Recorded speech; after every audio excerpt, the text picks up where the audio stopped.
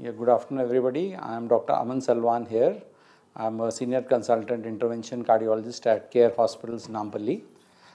Today, I am going to just give you some general information regarding management of coronary heart disease. In layman term, it means what do you do if you detect blockages in your coronary arteries. Now, as you all must be knowing a little bit about it, that basically we have three coronary arteries.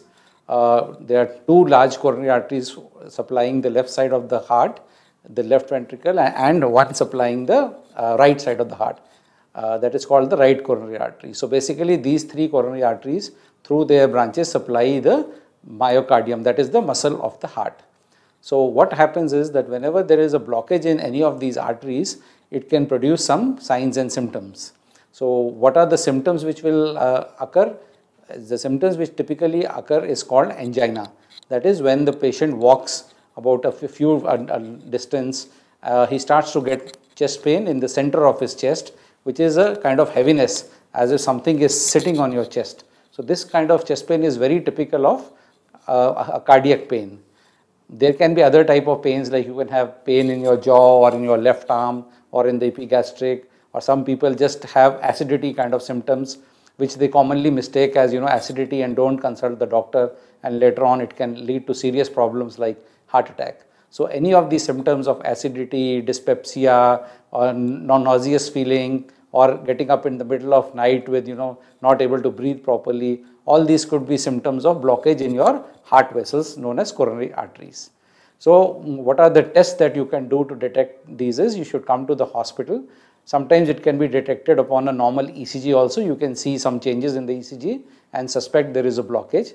Otherwise, there are further tests like echocardiography, or then you can also get a treadmill test after advice from your doctor. Once you walk on the treadmill machine, ECG is taken continuously during that period, and if there are any changes in the ECG, that indicates that there could be a blockage in the blood vessels of your heart.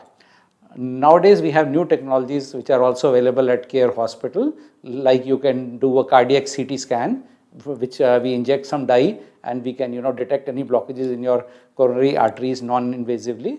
And also now techniques like cardiac MRI and thallium technetium scans are available, through which also we can get an idea regarding the pumping of your heart, any blockages in your heart, and those kind of things. So depending upon the the severity of your chest pain and your other symptoms, your doctor will advise you which test to get it done. Don't just go and start doing tests on your own, because sometimes it may be dangerous to do certain tests without the advice of the doctor. So anybody with these kind of symptoms, especially if you have a history of hypertension, diabetes, you are a smoker, you don't exercise regularly, sedentary habits, any kind of stress, and if you have high cholesterol levels, uncontrolled diabetes, these are the kind of patients who should be consulting the doctor, especially if they have any of the symptoms which I already mentioned to you.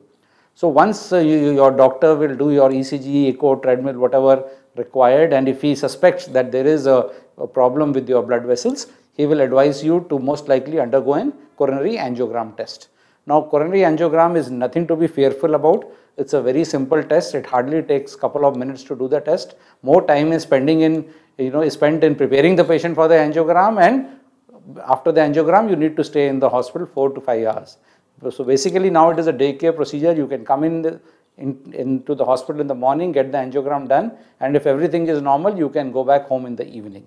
So angiogram typically earlier was done through your leg, through the femoral artery, but nowadays most of the centers, including ours, we do it through the radial artery. So a small prick in your radial artery, this pulse which you feel, is the place from where we do the angiogram, and it just takes about a couple of minutes for the whole procedure to be done. You can get up, you can walk, you can go to the bathroom, you can eat, whatever you can do immediately after the procedure. You need not lie on the bed even for 10 minutes after the procedure. You can just relax and get back home in 3 to 4 hours time after the angiogram, if it is normal.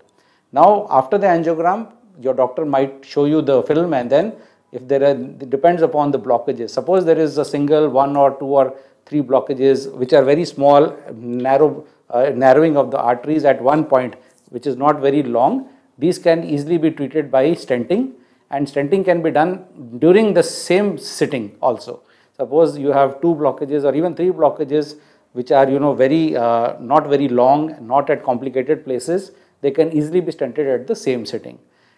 So, but suppose you are diabetic, you have long blocks, you have blocks in the left main, or you have multiple blocks. In that situation, it might not be ideal to do stenting all the time. Although now with new techniques like intravascular ultrasound, with OCT guided, with rotablation and many other new things we have like IVL balloons, we can treat most of the complex diseases with stenting. But in some patients, especially in diabetics, surgery is still showing to have some better results in a few subset of patients. So, in these patients we advise a coronary artery bypass surgery, for which also we need not be fearful. The risk of bypass surgery is less than 1% now in good centers like ours, and even with patients with weak heart and all those things also, the risk is less than 2 to 3%. So, in the hands of a good surgeon and a good post-operative care team, even you did not be scared of getting a bypass surgery. Only thing is, in the bypass surgery, probably you will have to spend about 1 week in the hospital, whereas if you get an angioplasty and stenting done, you can even probably go back home the very next day if everything is fine. So, basically the treatment in addition to the medicines that the doctor will prescribe you is either having a stenting or having a bypass surgery. Some cases are really bad, heart pumping is very low, the arteries are very diffusely diseased. In those cases, it may not be possible to do either at that point of time. So, your doctor may even advise you good medical therapy and then try to see at a later date if something can be done. So, these are the three modalities: medical management, stenting and bypass surgery, which are commonly used for coronary artery disease management. Now, most important is, even after you have had the stenting, it's not end of the story. You need to regularly follow up with your doctor, because there is a 1 to 2% risk of any stent getting a restenosis, a reblockage. So, the blood thinning medicines, cholesterol controlling medications, your diabetes, your blood pressure, everything needs to be well under control after your procedure, whether it is angioplasty, whether it is your bypass surgery. So, that does not end the story there. You have to regularly visit your doctor and get your blood pressure control, diabetes control, cholesterol control, your blood thinning medications. The doctor will look for any side effects from any of those medications. He will advise you to reduce or increase the dosages. So, all these need to be followed up, and you need to maintain a healthy lifestyle even after these procedures. Like if you smoke, you need to stop your smoking. You should exercise regularly, avoid fatty food, take more of fresh vegetables, green vegetables. So, all these preventive measures will also come into play after you have done the procedure.